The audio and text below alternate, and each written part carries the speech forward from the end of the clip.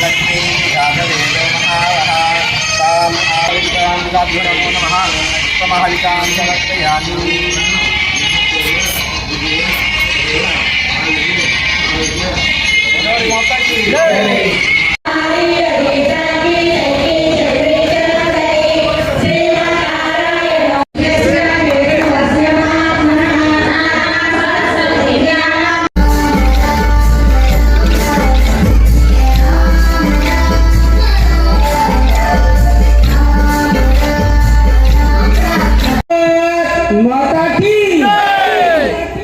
చాలా సంతోషం. భారత్ మాతా కీ భారత్ మాతా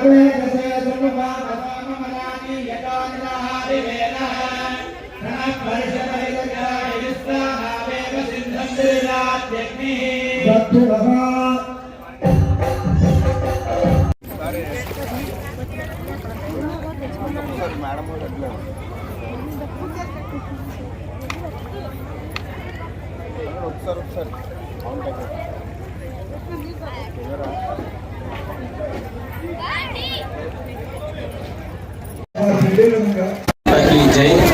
మనం భారతీయ సంస్కృతి సాంప్రదాయాల పరిరక్షణలో భాగంగా భారతీయ సాంప్రదాయకమైనటువంటి అనూచన ఆచారాలని సాంప్రదాయాలను గౌరవించుకుంటూ మన నరసాపురంలో ఈ అగ్ని ఆరాధన, సూర్య ఆరాధనతో పాటుగా ప్రకృతి ఆరాధన అనేటటువంటిది అత్యంత ప్రాశస్త్యంగా మన భారతీయ సంస్కృతిలో భాగంగా ఉంది. కాబట్టి దీనిని మనం పాటించుకుంటూ ఈ నరసాపురం ఈ వశిష్ఠ గోదావరి దగ్గర మనం ఈ అమ్మకి, గోదావరి మాతకి అమావాస్యన హారతి ఇచ్చుకునేటటువంటి సాంప్రదాయాన్ని మళ్ళీ పునఃప్రారంభం చేసుకుందాం.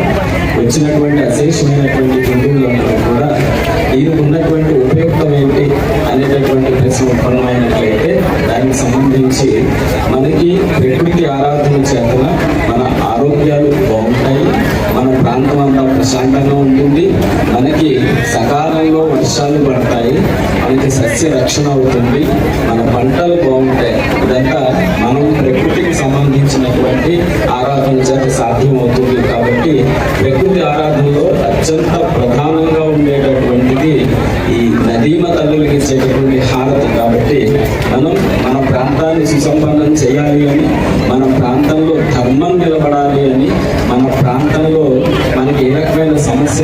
కాకుండా మరి చల్లగా చూడాలి అని ఇక్కడ అంతా శుభస్పందనలు ఏర్పడాలి అని అమ్మని కోరుకుంటూ అత్యంత ప్రధానం వేదని కూడా అమ్మవారిని నదీమ తల్లికి సంబంధించి ఆపోవా యుగం సర్వం అని చెప్పింది.